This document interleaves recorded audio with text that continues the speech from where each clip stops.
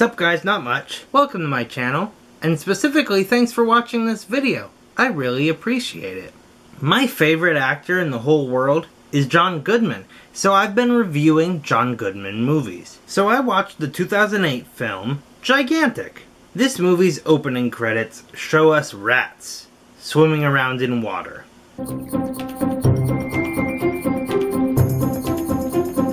Ah, it's science, to see if rats are quitters. Well, the logic is that when forced into an aversive situation, i.e. being dumped into a pool, the rat will oscillate between attempts to escape and resigning to its fate. So this sad-looking guy helping out the rat scientist is our main character, Brian. Next, we're introduced to a girl, which I'm just going to assume based on how quickly she's introduced that she's the love interest. She's studying aggression and sexual behavior in Mongolian gerbils. And she delivers this really uncomfortable line. Yeah, I just play with gerbil dick all day. Ooh, science guy is creepy. If she had any idea how many times a day I Punched rats. thinking about her, she'd probably sue the university. So Brian leaves to go head to his own job. And wait a second. Break bone, peace to the God jawbone. Tell universe to love. Is that Zach Galifianakis following him? Pretty brown dot. Wait! What's going on? Okay, so Brian seemed to give up pretty quick after fighting off his attacker briefly. Come on! Enough! Stop! And I'm guessing that there's a parallel here to the swimming rats. So an important plot detail here is that Brian sells beds. He's a mattress salesman. How'd you make out with that Wall Street guy? I think I sold him 5 beds. 5 beds? What does he need 5 beds for? He's got 5 bedrooms. And then we see his first customer of the movie, John Goodman! Yes! There he is! This bed feels like it's full of cookie dough. That's a horsehair covered bed. It's Poop. a covered bed is what it is.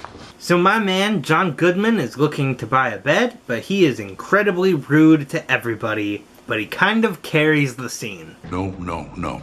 You're on this ride with me in the poofter here. I came here to buy a bed, and I don't have time to chase you down to your little video game station. I know what you kids do all day. Playing those Tetris games, pretending to work. It looks like he's buying a bed. He's pretty in and out about it, like, I'm gonna buy the bed, that's it, let's go. I'll send my girl by this afternoon, take a look, work out the financing. 14 grand is the price you quoted me, not a penny more. Cool. I hope we get to see more of him. A little bit later, we see Zooey Deschanel come in, and then she tells us that she is John Goodman's daughter, and that she's there to pick up the bed that he bought. So then she has this weird exchange with Brian. Can you see up my skirt?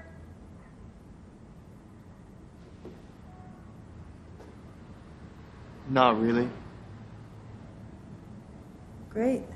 Zoe falls asleep while testing out the bed, so Brian moves the prop skeleton off of the bed and then covers her up with a blanket.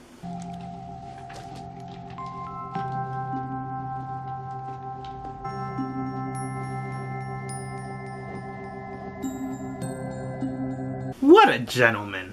While she's asleep, Brian makes a phone call to check on the status of an application that he submitted to an adoption agency. Well, I'm still interested in the main adoption list, but can you keep me on the email list for alternative lists as well? Just 3 lists? Then Zoe wakes up, and apparently she heard parts of Brian's conversation on the phone when she was asleep, and she dreamt about it, so she remembers everything, and she starts asking him questions. Are you adopting a dog? No. Oh. You were in my dream. So Zoe's really nosy, but not in a way that comes off as rude, just more curious. Sorry I keep asking questions. Brian seems pretty receptive to her questioning, though. He tells her about why it's important to him, and why he's not considered a good candidate for the adoption agencies. Yeah, you have to go through Who? a ton of tests and interviews, and there are a few categories where I'm not an ideal candidate. Do you mind me asking why? Not at all. I'm not married, and I'm 28.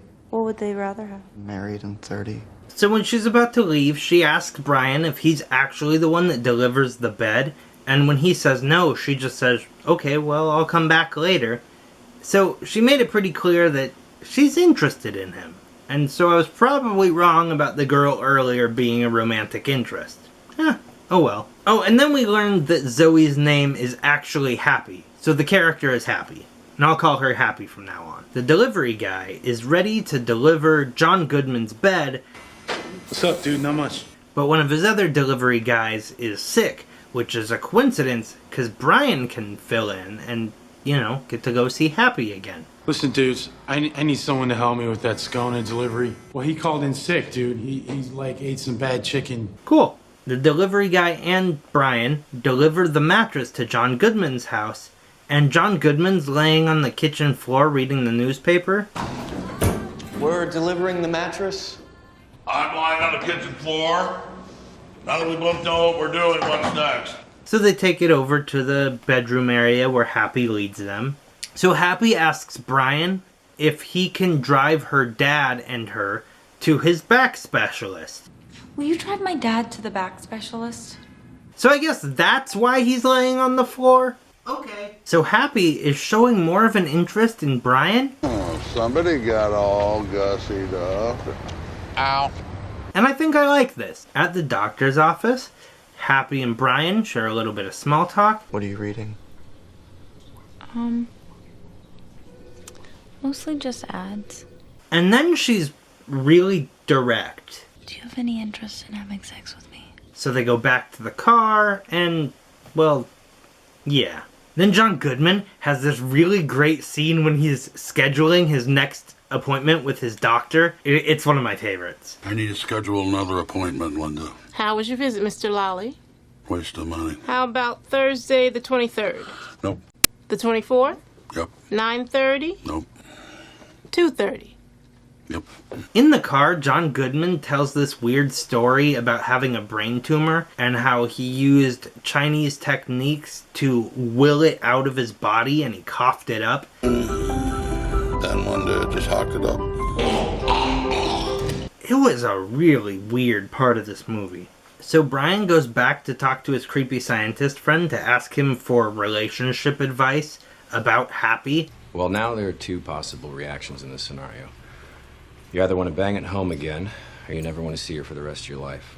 And maybe it's just me, but I don't really feel like this is the kind of guy you should go to for that kind of advice. Yeah, I'm the worst. So Brian is now in Vermont for his dad's birthday party. If I'm understanding this scene correctly, Brian, his two brothers, and his dad all do shrooms together and then go hiking in the woods to find more mushrooms. Sometimes it takes mushrooms to find mushrooms. Brian ends up having a little bit of one-on-one time with his dad, and they talk about being a good father. And his dad believes that one day he will be a good father too, if they can just get him on the adoption list. Hope you get the kid, yeah? I think he'd be great at it. You think so? I do. Then there's a gunshot and they duck down, and it seems that somebody was hunting and misfired in their direction. It's like a tiny caliber bullet. Looks like a .22. Yeah, some hunter probably shot one across our bow. So just to be safe, they decided to take the mushrooms that they've already found and take them to a restaurant where they're going to get those cooked up, they're going to eat them. That's pretty much it. At the restaurant, they talk about not a whole lot. Like, basically the family's concerned about Brian because he's not a success in the traditional sense. But, you know, it doesn't really do much for the plot. It's just kind of like, whatever. When they're done at the restaurant, they go back to the house, and Brian's bringing everything inside. Everybody else is already inside. And Brian gets shot in the leg. Oh! And then we get a quick shot of the forest, and we see Zach Galifianakis' face.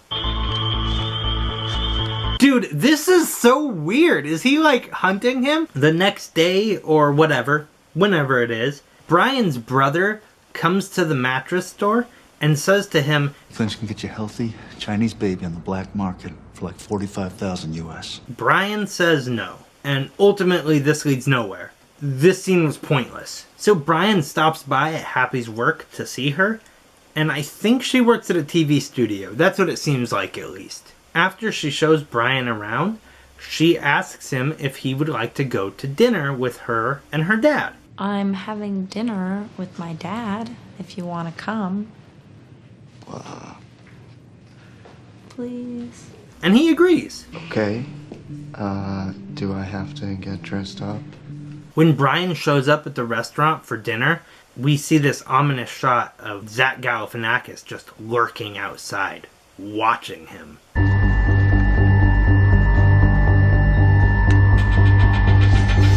So Brian's a little bit late for the dinner date, and he apologizes, but John Goodman delivers a fantastic line, like he does throughout the entire movie. Sorry, I got a little lost. Yeah, the city's laid out in a perfect grid. I can see how that could happen. 62nd Street, 30. The whole dinner is incredibly awkward, mostly consisting of John Goodman grilling Brian. Brian, this is Ducky Saltonstall. Ducky, meet Brian. He's recently started sleeping with my daughter. Then outside, after dinner, the grilling continues, and John Goodman just keeps getting the best lines. Mess her up, I'll kill your parents. Your parents still alive? Yes. Good. Brian and Happy then spend some time together alone, after dinner, at a pool.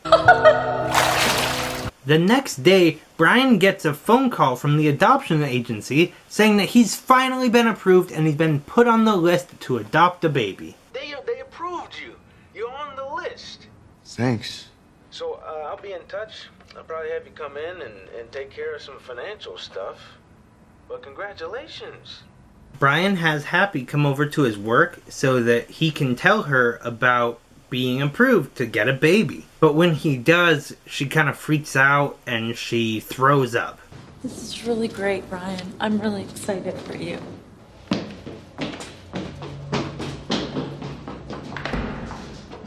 Before she leaves, he gets her to agree to come to dinner with him and his family to celebrate being put on the list. So I suspected that she was pregnant, but it turns out that she was really just scared. Like, that's a lot to just put on somebody like that.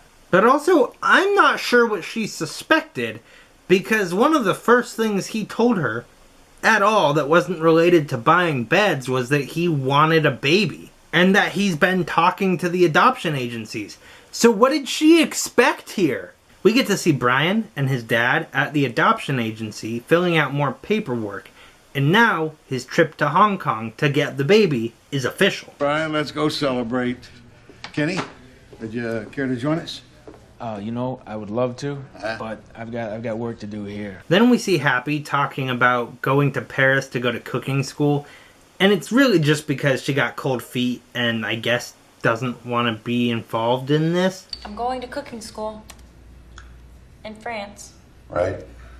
I just signed up online. So then Brian has his celebration dinner with his family that Happy agreed to go to, but Happy stood him up. And Brian won't have it, so he goes to her apartment to confront her. So Happy admits that now she's scared because she's never really committed to anything before. And now Brian's about to have a kid. I'm sorry. This is definitely my fault. And Brian's really mad about this. He just leaves because, I mean, he's wanted this for forever and he's not going to let her get in the way of him being a dad, I guess. Well, I think our work here is done. No, Brian, don't go like that. Sorry. At least be I've mad got at too me. much to worry about right now. I'm going to go. While Brian is walking home, Zach Galifianakis, dressed as a construction worker this time, attacks Brian again.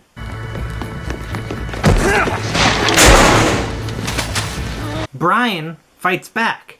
He even pulls out a knife to defend himself and kills his attacker.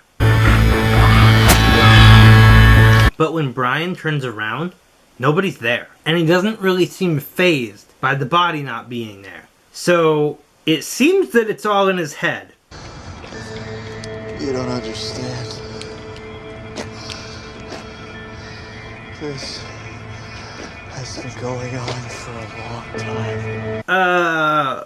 What? So it's sometime later, and Happy comes by Brian's apartment to come get some stuff from him, and Brian introduces his new baby to her. This is the little one. He was able to adopt this baby from a couple who got cold feet about adopting, and so he got to go to Long Island and pick up the baby opposed to going all the way to Hong Kong a few months later. Happy had something she really wanted to tell Brian, but she was interrupted by his parents coming over. I just wanted to tell you that I'm... All right, let's have a look at that little samurai. Samurai's Japanese, Dad. Akabono, then, the little panda. Where's she? This is where I thought she was going to tell him that she was pregnant, and so they were going to like try and work it out and have 2 kids or whatever. But they never finish this. She never gets to say what she wanted to tell him. Oh, and then Happy tells everybody that she's actually not going to Paris anymore because the school she signed up for online doesn't actually exist. Okay, that's weird. Whatever. Happy and Brian's mom go outside and talk a little bit, mostly about how Happy messed up and she wants to fix it. Messed. I'm just afraid that I Messed. everything up beyond repair. Nothing's Messed. up. Nothing's beyond repair. But we never actually see it fixed, by the way. That never happened. When they go back in the house, Happy hits a piñata in celebration of the new addition to the family, the new baby. Got it. And that's the end of the movie. That's it. Okay, so I'm confused. Mostly by the Zach Galifianakis thing, like, was it all in his head? Is Brian schizophrenic? But if this is all his imagination, is it just a physical representation of the rat thing from the beginning? Then how did everybody else hear the gunshot earlier? Heck, his brother even saw the bullet in the tree. I also want to know what Happy needed to tell Brian about. I'm so frustrated by the lack of answers in this movie, but also by how many scenes there were that did nothing to carry the plot. They were just time filler. The main conflict of the movie is that Brian is young and single, and he wants to adopt a baby, but the adoption agencies don't really see him as a fit candidate because he's young and single. But this is a problem that they never actively try to solve. It just fixes itself at the end by him being put on the list. That's it. And the additional conflict of Happy now not being sure if she's okay with this also just kind of pops up. What if instead it was something that Happy was regularly questioning? It was a regular conversation, and that's the regular conflict. She loves Brian, but she's not sure she's ready to commit. But instead, that idea was just thrust on us instead of it being a regular tension. Anyway, when I rate a John Goodman movie, I rate it on a 3-point scale. A movie can be John Goodman, John Okayman, or John Badman. This movie was really hard for me to nail down a rating for, because while watching it, I enjoyed myself for the most part. There were a lot of holes I saw and things that I didn't think made sense, but John Goodman's lines were fantastic. A lot of the actors did a pretty good job, and I was really intrigued by the imaginary Zach Galifianakis thing. Though this movie had a lot of potential in some of those areas, it never fully delivered on them. Unfortunately, I don't just review the movies based on John Goodman's scenes. I rate the movie overall. And because of that, I've got to give it a John Badman. I wanted to like it.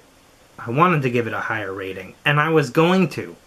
But the more I thought about it, the more I just couldn't do that. So that was gigantic. If you've seen the movie, let me know what you thought. Also, in the comments, you can let me know what John Goodman movie you think I should review next, because I'll watch all of them. Anyways, thanks for coming. If you enjoyed this video, hitting the like button helps me out quite a bit.